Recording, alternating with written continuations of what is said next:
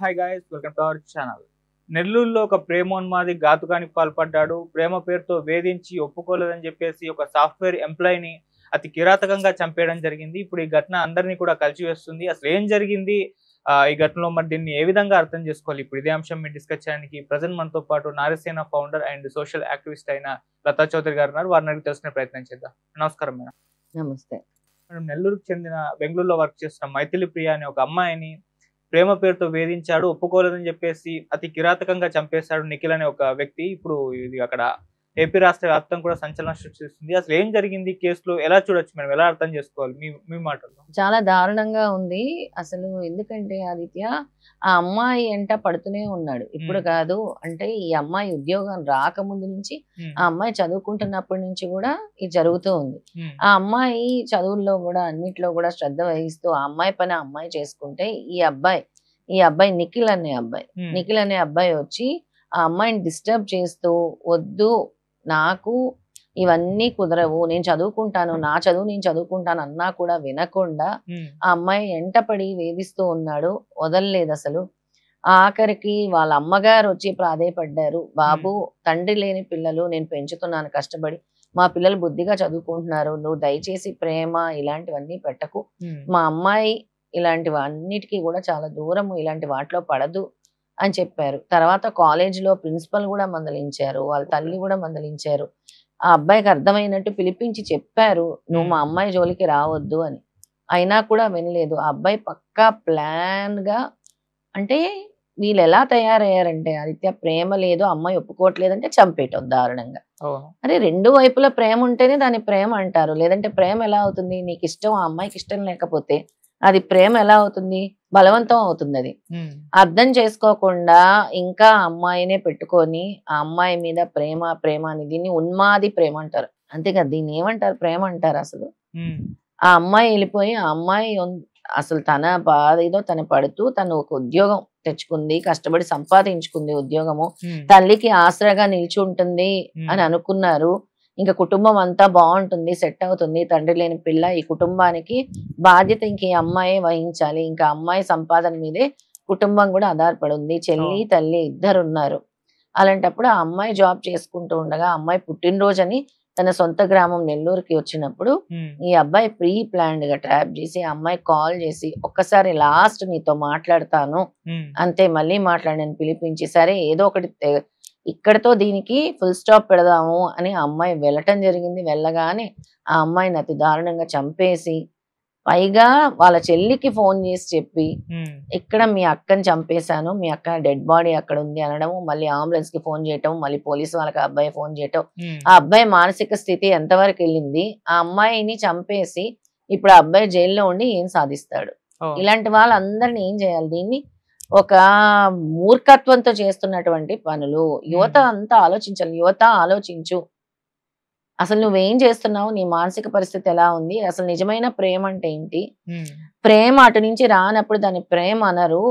దీన్ని బలవంతంగా, అంటే ఆ అమ్మాయి ప్రేమించాలి, ప్రేమించకపోతే నాకు కాకపోతే ఇంకెవ్వరికి దక్కకూడదు అని క్రూరంగా ఆలోచించి చేసిన పద్ధతి ఇది.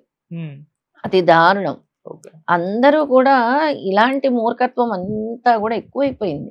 ఈ సోషల్ మీడియాలో వచ్చి ఇంకొకరిని చూసి ఇలాంటివి చేసి, ప్రేమ అంటే ఏంటి? చంపేస్తే ప్రేమ అవుతుందా? ఇద్దరు జీవితాలు సర్వనాశనం అయిపోతున్నాయి. రెండు కుటుంబాలు సర్వనాశనం అయిపోతున్నాయి. ఎంతో ఆశలు పెట్టుకున్న ఆ తల్లి, ఇప్పుడు ఆ తల్లి ఎంత బాధపడుతుంది? ఆ తల్లి మానసిక క్షోభ ఎవరు తీరుస్తారు? కష్టపడి ఇన్ని సంవత్సరాలు తన కన్న బిడ్డల్ని తల్లిదండ్రులు ఎంతో సెక్యూర్డ్ గా పెంచుతారు, ఎంతో బాధ్యతతో చక్కగా ఈ విధంగా ఉండండి, నడుచుకోండి అని. కానీ ప్రేమించలేదు అని అంటే ఇలాంటి వాళ్ళు సమాజంలో తయారయ్యి ఇలాంటి ఆడపిల్లల్ని పొట్టని పెట్టుకుంటున్నారు. ఇలాంటి వాళ్ళందరికీ కూడా కఠినంగా శిక్షించాలి. కౌన్సిలింగ్ అనేది అవసరం. అంటే ఈ యువత ఇలా చేస్తున్నాడంటే వాళ్ళ అమ్మా నాన్నకి తెలుసా లేదా ఈ విషయం? వాళ్ళ అమ్మా నాన్నలు కొడుకు ఏం చేస్తున్నాడో గమనిస్తున్నారా లేదా? ముందు ఈ పిల్లలు బయటకు వెళ్ళినప్పుడు వాళ్ళు ఏం చేస్తున్నారు, ఎవరితో మాట్లాడుతున్నారు, ఒక జీవితాలను నాశనం చేస్తున్నారు. ఈ విధంగా వాళ్ళకి చాలా స్ట్రిక్ట్ లాస్ కూడా. ఇప్పుడు ఆ అబ్బాయి జీవితం అంతా వేస్ట్. ఇంకా ఆ అబ్బాయి సాధించేది లేదు. ఆ అబ్బాయి ఇంట్లో వాళ్ళకు కూడా ఇది ఒక కడుపు కోతగానే ఉంటుంది. అందుకని చేసేటప్పుడు ఆలోచించి చేయండి. ఇలా చేసేటప్పుడు ఆలోచించంటే ప్రేమించి ప్రేమించి నేను నా జీవితం సర్వనాశనం చేసుకుంటాను అనుకునే వాళ్ళని ఒక పిచ్చితో వీళ్ళంతా ఒక పిచ్చి కింద తయారైపోయారు. ఓకే. అసలు ప్రేమ అంటే ఏంటి అనేది ముందు వాళ్ళు అర్థం చేసుకోవాలి. ప్రేమ అంటే చంపుకోవటమా? ప్రేమ అంటే బలవంతంగా ప్రేమించబడటమా?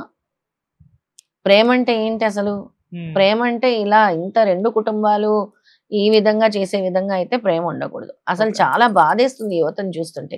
ఎంత దారుణంగా తయారైందంటే ఈ సొసైటీ ఈ ప్రేమని, ఈ ట్రాపులని, ఆ తర్వాత అర్థం పర్థం లేని తల్లిదండ్రులకి చాలా బాధను మిగులుస్తుంది. అలాగే పిల్లల జీవితాలు కూడా నాశనం అయిపోతున్నాయి. ఇప్పుడు ఈ అమ్మాయిని చంపేశాడు. ఇంకొంతమంది తీసుకెళ్లి దారుణంగా వాడుకొని వదిలేస్తున్నారు. ప్రేమ పేరుతో అవును. బలాత్కారాలు చేస్తున్నారు. అందుకే రేపులనేవి ఎక్కువ జరుగుతున్నాయి. బలాత్కారాలు చేసి వదిలేస్తున్నారు. ఆ అమ్మాయి ఎక్కడా చెప్పుకోలేక దిక్కుతోచని స్థితిలో అంటే ఏమవుతుంది అనంటే ఓవర్ ఫ్రీడమ్ అనేది ఎక్కువ ఇస్తున్నారు పిల్లలకి. ఈ ఓవర్ ఫ్రీడమ్ ఇవ్వటం వల్ల వాళ్ళకి నేను చేసిందే కరెక్టు అని ఓకే. వాళ్ళు భావిస్తున్నారు. అందుకే ఏ అబ్బాయి అయినా సరే ముందు అంటే వాళ్ళ ఇంట్లో కూడా అక్క చెల్లెళ్ళు ఉంటారు కదా! వాళ్ళ అక్కకో, చెల్లికో ఇదే సిట్యుయేషన్ వస్తే ఎలా ఉంటుంది? అది ఆలోచించాలి. అది ఆలోచించాలి. నెక్స్ట్ వాళ్ళ తల్లిదండ్రులు కూడా మీ పిల్లలు ఏం చేస్తున్నారని గమనించాలి.